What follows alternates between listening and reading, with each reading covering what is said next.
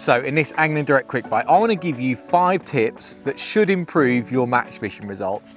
And these are 5 things that certainly I see newcomers to the sport getting wrong. So if you get these right, hopefully you can win your next match. So let's get straight into it. We'll start off with the first tip, and that is feeding. One of the most common mistakes that I see, certainly like I said, when you're getting used to it, is you'll turn up really excited. You might throw 2 handfuls of bait where you're fishing and think that you're going to then fish there for the next half an hour to an hour and catch fish.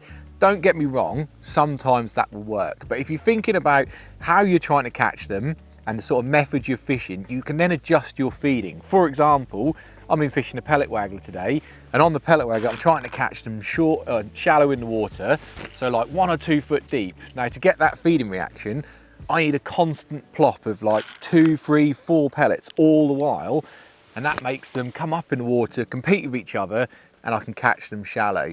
On the flip side of that, you might be fishing on the pole, and you might want to use a pot on the end of your pole to cup some bait in, and then fish over the top of that. And that's going to then get your bait down to the bottom nice and quickly, hopefully where you're trying to catch the fish.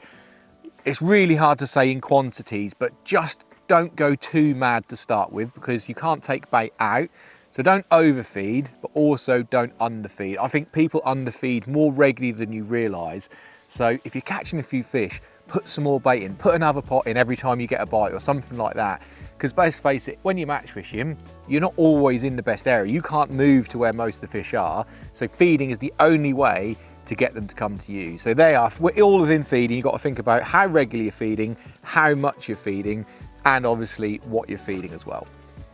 Tip number 2 can be sorted at home before you even get fishing, because it is adding top kit markers to your pole. So many people I see when you go fishing don't have these on there, and it's a really big edge. If you look at all of my top kits in here, every single one of them has got top kit markers on that I just do myself using a tape measure at inch intervals. I just draw a line so I can be really super accurate with depths and anything like that. If I've got a white top kit, I'll do it with a black permanent marker. If I've got a black top kit or a half and half, I'll do it with a silver or a gold one. It really doesn't bother me what color it is.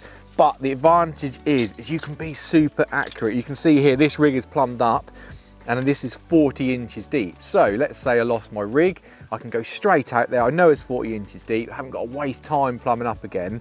And you'll be surprised how many times, if you've not got the correct float rubbers, your float slides a couple of inches higher or lower throughout the session. So you can keep an eye on it and change it. And certainly when you're fishing shallow up in the water, you might find that you're catching an 18 inch that goes quiet, and you might want to drop it down 2 inches into 16 inches. You can do it so super accurate rather than guessing.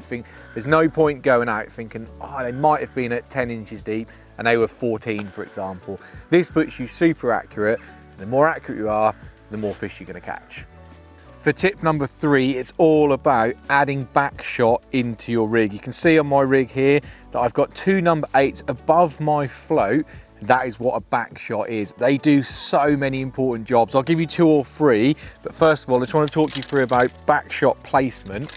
I don't ever like having my back shot incorporated into my pole float. So if you see when I fold this back here, my back shot is always just a little bit closer to my pole tip than it is my pole float. So what that means is if I was to lower even my pole tip to the water, that shot is not incorporating into my rig. That's how I like to fish it. If you're not using back shot, give it a go. And I'm just gonna ship out there now and show you a couple of really good advantages of it. I'm not gonna put a bait on because I want you to see what I'm on about. So the first thing that a back shot does, and it does only apply to pole fishing back shot, I must say, so get that out there. Don't do this on a waggler, but when you're pole fishing, if you lower your rig in, you might be very familiar with that big old waving bit of line that sticks up from your pole float. Well, with the back shot, you can just dip the boat in the water and that gets rid of that line. So you've now got much better presentation. It's not going to blow in the wind or anything like that.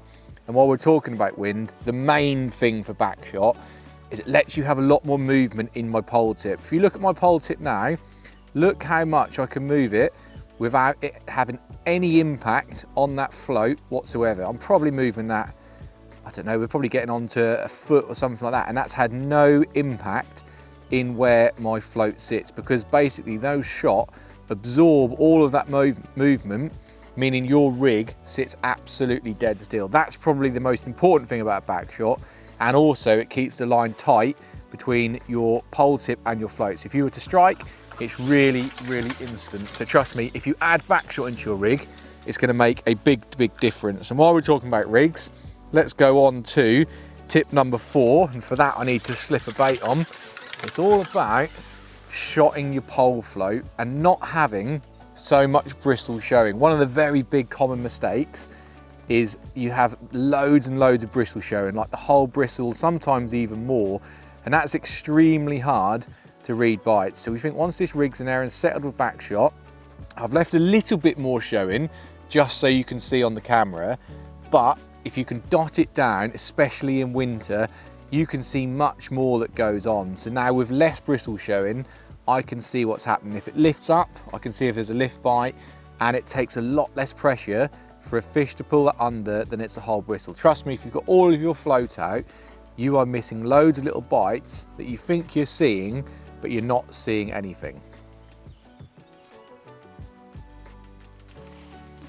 There we go, just like that little bite there, it allows you to see very minute bites that potentially you wouldn't see with a whole bristle out. And in the winter, I would even go smaller than that. I'd go as small as I possibly could. Certainly when you're fishing, a little fish like we've got just here, a little F1, because they can be very tricky to see the bites. And while we're on the subject of size of fish and different fish like that, it's going to bring me lovely on to my last tip. So you can see here, that's an F1, and the last tip, tip number 5, is all about balancing your tackle to what you're fishing for. Quite often, a common mistake that I see is people fishing either far too heavy or far too light. So I'm talking about everything here. I'm talking about hook size, line choice, float size, elastics, everything like that.